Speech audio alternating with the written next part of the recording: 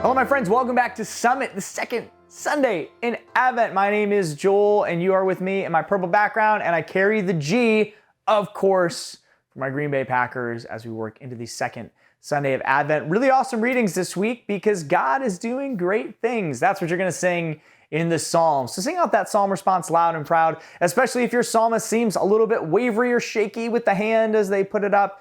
Just blow them out of the water. God has done great things, and we're talking about major shifts that God does, and the major shifts in your life and in my life. Have you ever had a major shift take place before?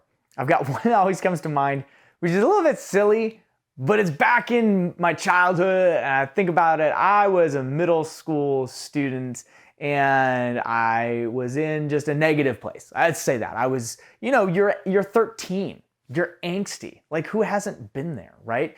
And I was feeling all these things, and the music that I was listening to just did not reflect good vibes. It was not good for me. And my parents knew this. They tried to limit my exposure to music, but I mean, how do you prevent people from listening to music, right? I encountered this group though. I found this music video from this group of people called the Black Eyed Peas. They're famous now. I mean, they've had their run. They're not like super famous anymore. They were famous for a while. They played the Super Bowl, but this was pre-famous. This is pre-Fergie. This is back in like the late 90s. I see this music video and it completely shifted my life.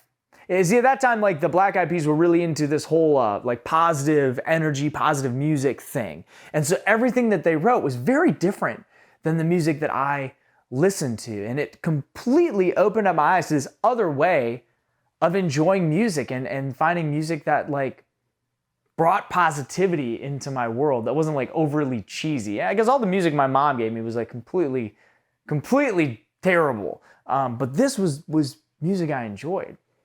My life shifted that day that I saw that music video, and it was never the same. Like all of the old structures and pathways and the landscape of my world was redefined. Have you ever had a moment like that? Yeah, I think we all encounter those things. And what's weird about those moments is we never really realize they're happening until we look back on them, right? You know, that moment you meet somebody randomly and years later, you're like, wow, like that person became my best friend.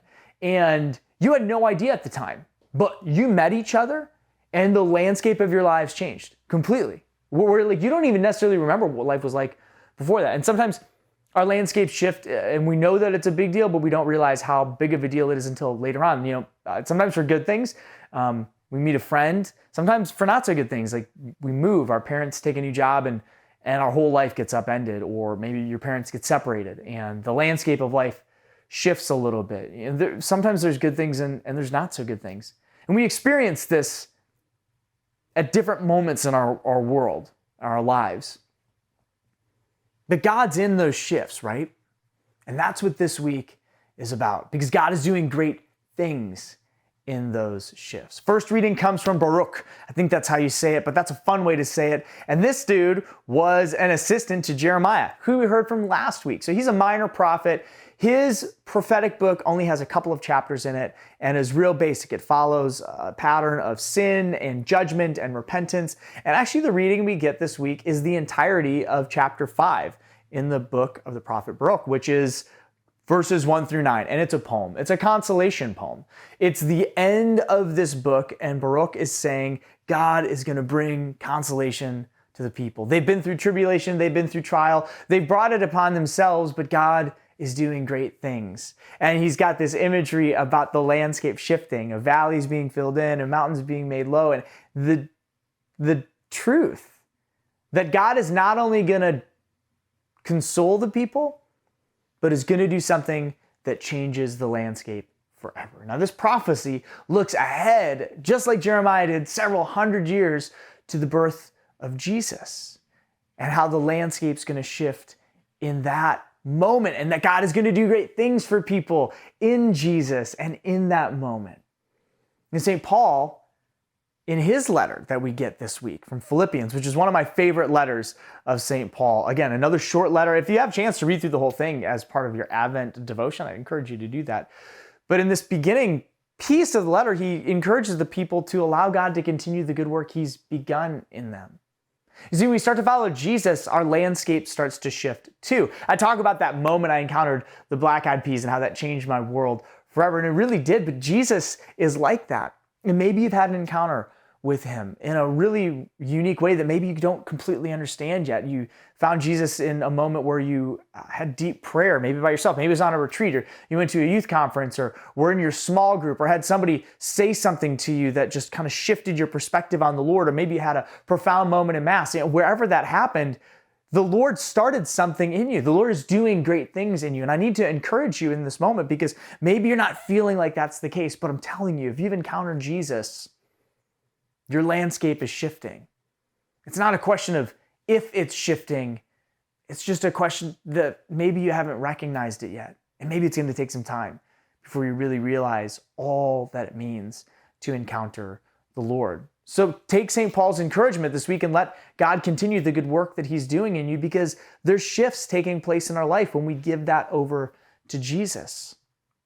And we see these shifts echoed in this great scene from the gospel this week. We've got John the Baptist. And what's cool about this scene is it happens in the Gospel of Luke, and it actually happens in chapter 3. So if you read through the Gospels, they all start a little bit differently. The Gospel of Mark actually begins with John the Baptist, but Luke, John doesn't show up as an adult until chapter 3. So we've had the birth of Jesus, we've had angels appearing to Mary, and we have shepherds, and all of this stuff has happened. Jesus is found in the temple when he's 12, and then things go quiet. And then you have this scene with John the Baptist, and he enters the scene.